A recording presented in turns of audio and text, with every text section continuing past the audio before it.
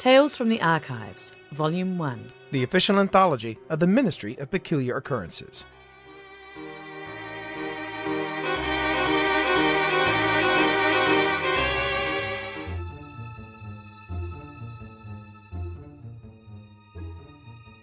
In the Spirit of Christmas, by T. Morris.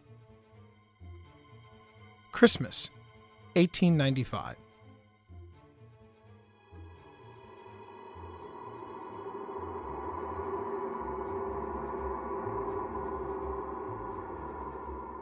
Wellington Thornhill Books, Esquire, had not planned for anything out of the ordinary this Christmas Eve.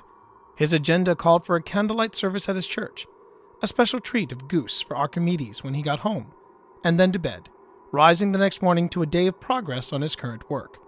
He had solved the challenge of thrust. Now it was a matter of control over pitch and yaw. That mystery he planned to solve as a gift for himself. His Christmas plans did not include in any way, shape, or form investigation into an occurrence of any kind, peculiar or otherwise. He now bit his lip hard as he watched the third apparition appear. Not a single confirmed haunting, but a third, in the same location, in the same night. Not free-floating orbs, not wisps of mist, not partial apparitions. Full body apparitions. This spirit appeared more imposing than the others. It was tall, wearing tattered ancient robes that insinuated druidic origins, and while the shadows concealed its face, Wellington could easily make out pale bones protruding from the robe's cuffs. His eyes immediately darted to the other side of the room. They had already done this twice before in the evening. This third procedure should be effortless. The old man had dropped to one knee, as they had planned, almost as if he were about to propose marriage. As the other spirits had appeared completely and totally cognizant of verbal and physical communication, it was a strategy to lower the next fantastic creature's defenses. Unlike the other visitations, this spirit fed on the very life of the room. Wellington felt despair well up inside him. The temperature in this already cold, dreary place felt as if it had dropped even further. "I am in the presence of the ghost of Christmas yet to come," the old man spoke, his earlier confidence seeming dashed and destroyed. No reply came from the ghost, save for a gesture. It pointed downward, inclining its bony hand towards him. "You are about to show me shadows of the things that have not happened, but will happen in the time before us," the old man, his words forming as puffs of fog around his mouth, pressed. "Is that so, spirit?" The ghost inclined its head, the only answer this bare apartment's sole occupant received. "Amazing," Wellington thought to himself. "It, too, is fully responsive to corporeal beings. Never have I seen such consistent interaction at one haunting." "Ghost of the future!" the old man exclaimed. "I fear you more than any spectre I have seen, but as I know your purpose is to do me good, and as I hope to live to be another man from what I was, I am prepared to bear you company, and do it with a thankful heart. Will you not speak to me?" Wellington furrowed his brow.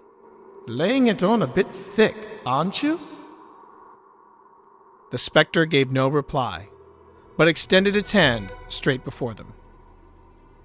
"Very well." Then the old man stepped back and shouted, "Get him!"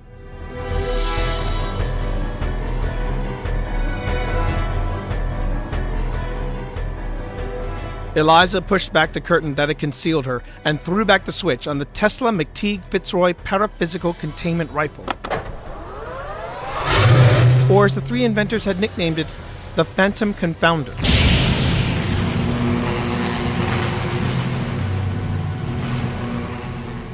The dark lenses of her goggles flickered from the tendrils of energy erupting from its bell-shaped barrel. The confounder attempted to ensnare the ghost where it stood, but suddenly the rifle kicked in Eliza's arms, and a pop rang out from the weapon's transistor. Several tendrils went wide, destroying two small figurines on the fire's mantelpiece, and bouncing off the mirror over the same mantelpiece and striking a small gas lamp on the wall. The wall fixture exploded, making the phantom and old man recoil. Bugger! Eliza spat. Wellington, we have a problem. Dash it all. Wellington emerged from his hiding place, sliding the small metal plate underneath the spirit. It was stumbling, so the creature was stunned. At present, this could work in their favor. The plate stopped just behind the ghost. Wellington grabbed the old man and dove. He was thankful that this man enjoyed the indulgence of a luxurious bed. "Stay here, Mr. Scrooge," he said before rolling away from him and returning to his feet. He opened the drawer of Scrooge's bedstand and produced a small control box. Wellington pressed the green button, and the ghost lurched as the plate began to rattle. He felt his throat constrict as he adjusted a pair of dials on the wireless in his grasp. The black specter was still moving too much. "Eliza!" Wellington called. Just a moment, if you please. The generator is still warming up. The plate rattled louder. "We don't have a few minutes!" Just another... The phantom let out a low, guttural scream. Close enough.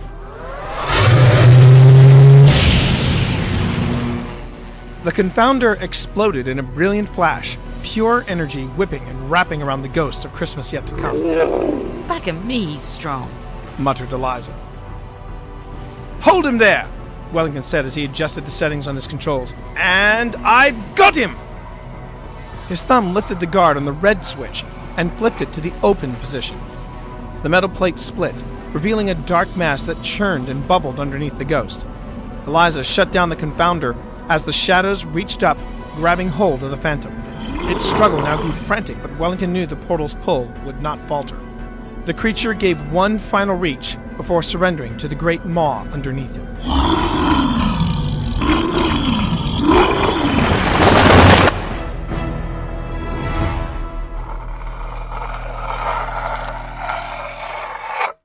Wellington returned the switch to the closed position, and the portal slid shut.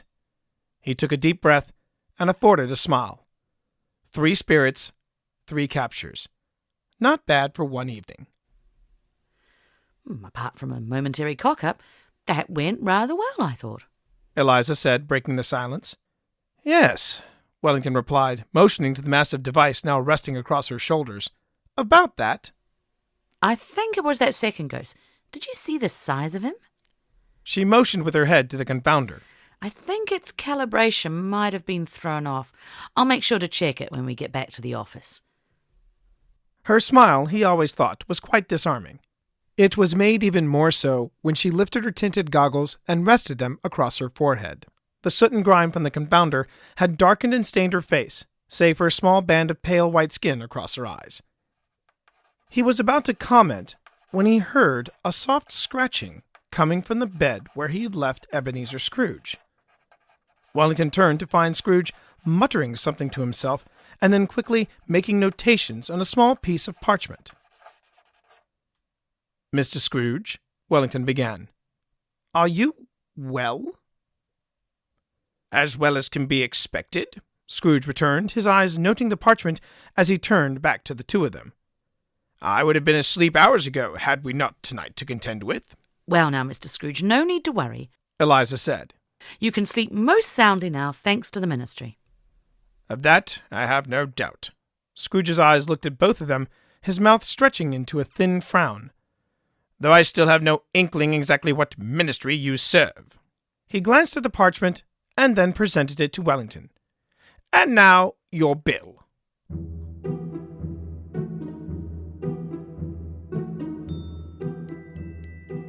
Wellington and Eliza both gave a start, but the archivist was still staring at the bill when Eliza replied, Our what?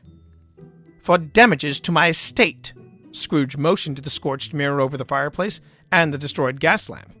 "And let's not forget the parlor, where you ensnared the ghost of Christmas present." Eliza scoffed. As much as I hate to repeat myself, but did you see the size of him? "You claimed this sort of thing to be a speciality. I was unaware that damage to personal property came with your unique services." Her eyes returned to the paper in Wellington's hand, and then back to Scrooge. You billed us. For your time. "In my occupation, I must be alert and well-rested. My mind is far more reliable than any difference engine, provided I get enough sleep. and as I am presently not asleep and working with you all, my time is therefore billable. And as I anticipate that I will not simply drift off to sleep in wake of tonight's excitement, this is time billable to your organization as direct consequences to your actions. You've got some cheek, mate. Eliza spat. I pay my taxes, and as I mentioned to some rather insistent annoyances earlier this day, my taxes help to support the establishments of our government. They cost enough. My taxes, however, should not be expected to be exempt from damages upon my personal property due to your incompetence. Now Wellington took offense. I crave a pardon, sir, but we captured your ghosts. All but one, Scrooge said, his tone so sorrowful that it was insulting. Molly's ghost is still at large, I am afraid. And did your partner not admit to her own ineptitude when your contraption there failed to capture the final spirit? Her voice seemed colder than the apartments themselves. Tread carefully. Both men looked to Eliza, whose fingers were splaying slowly around the butt of the confounder. Mr. Scrooge, Wellington began, clearing his throat lightly. Please consider that your case would have been dismissed as the rantings of a mad old man if our Scotland Yard contact had not happened to relay it to our ministry. Miss Braun and I happened to be in the office on its arrival, and we dropped everything in order to give your case our attention. I applaud your dedication to your civic duty, Scrooge returned. His expression then turned dark. Now, unless you wish me to adjust my invoice for the time you are continuing to take without any consideration to me, I suggest you collect your infernal devices and depart. Good evening. He turned back to his four-poster bed and crawled between the sheets. He went to blow out his candle, but paused on seeing Wellington and Eliza still standing there. The front door has not moved since your arrival. He motioned with his head to his bedroom door. Good evening.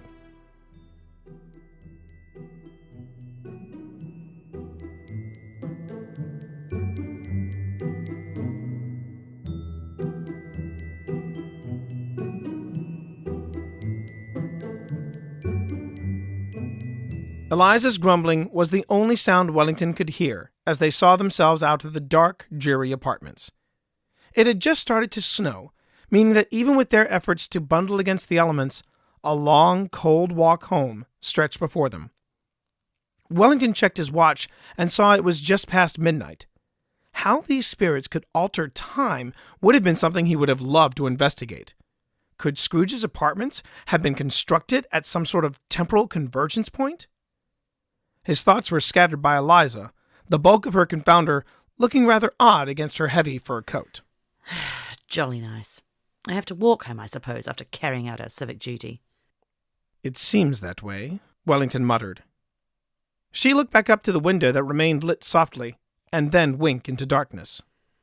Old bugger really needs taking to task, doesn't he? He does seem a bit cantankerous, Wellington agreed. They took a few steps further, and Eliza stopped. He turned to look at her in the gaslight. The grime across her face seemed darker now, making the area once protected by her goggles seeming to glow in the night. I'm sorry, Wellington.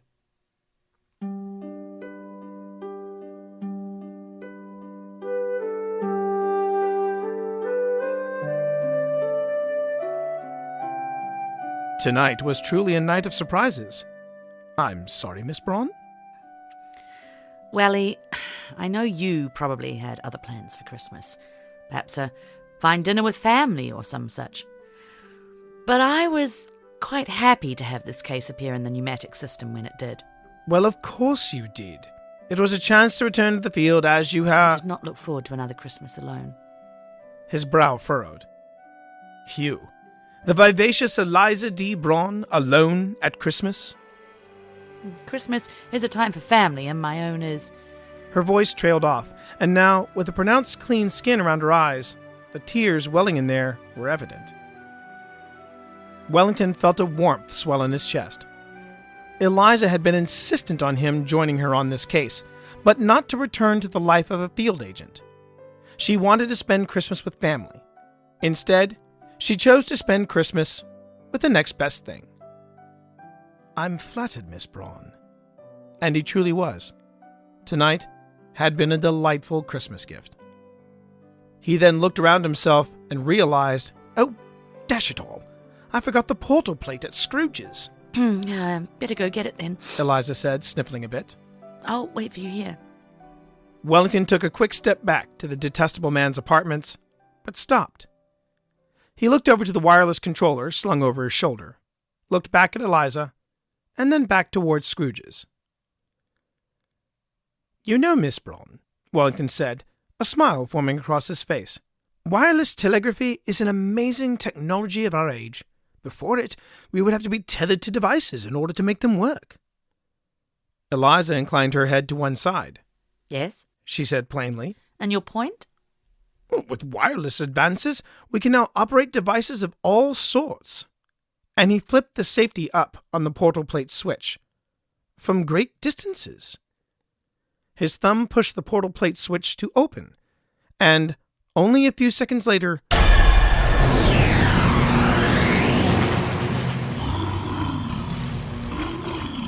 the window of Scrooge's bedroom exploded with light. On hearing Scrooge scream, he turned back to his partner.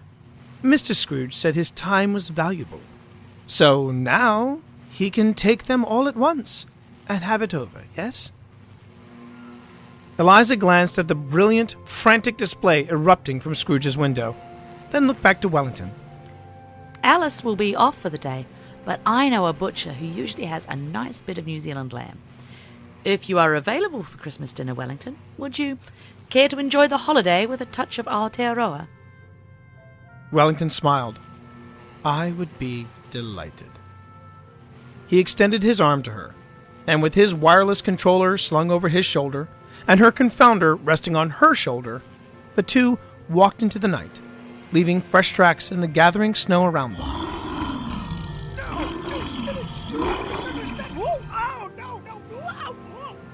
Another scream from Scrooge's apartments cut through the night. "Merry Christmas, Eliza." Merry Christmas, Welly.